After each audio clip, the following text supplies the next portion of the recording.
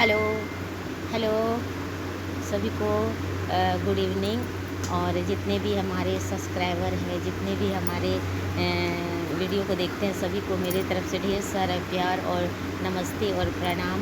कैसे हो आप लोग? आज हम चर्चा करना चाहते हैं सीमा हैदर के बारे में, जो हमारे देश में घुसपैठी है और हमारे देश में घुसकर मतलब दूसरे देश को गाली गलौज करती। ठीक है, हमारा पाकिस्तान से देश से झगड़ा है, झंझट है।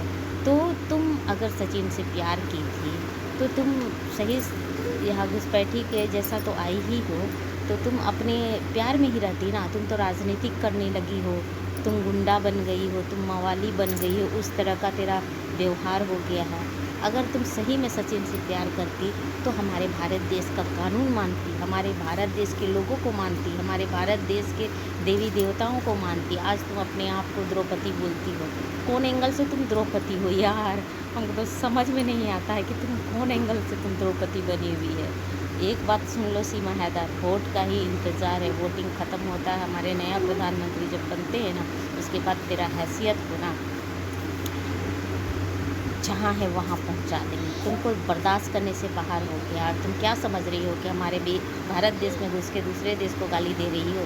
अरे हम लोग भी इतना गाली नहीं देते हैं पाकिस्तान को जितना तुम दे रही हो। हम लोग भी उतना भारत माता की जय नहीं बोलते जितना तुम बोल रही हो।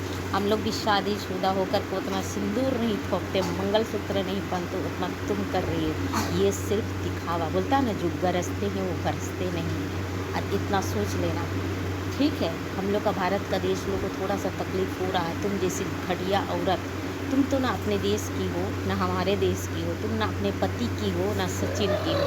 सचिन के तो तुम रखैल हो, अपने बच्चों की माँ तक नहीं हो। और अपने बच्चे को एक मतलब कि ये साबित करना चाहते हो ये बच्चा गुलाम हैदर का नहीं। अरे तुम बड़ी जब तुम्हारी बच्ची हो जाएंगी तो किसको बाप बोलेंगे? आप खुद तो ही सोच लो कि किसको बाप बोलेगा। तुम तो वो लायक भी अपने बच्चों को मतलब मुंह छुपाने लायक भी नहीं छोड़ी है। तुम सिर्फ अपने बारे में सोचती हो सीमा हैदर, सिर्फ अपने बारे में सोचती हो। कभी तो समाज के बारे में सोच लिया करो, कभी तो कानून के बारे में सोच लिया करो, अपने बच्चियों के बारे में सोच लिया करो। जिसका तुम नमक खाई है 3 साल 2 साल ही सही, उसका नमक तुम खाई हो। कम से कम इसके बारे में तो तुम सोच लो कि मर्द जब कमाने जाते हैं ना तो बहुत तकलीफ़ से पैसा कमा करके भेजते हैं और वो पैसा से अपना बाल बच्चा को पालते।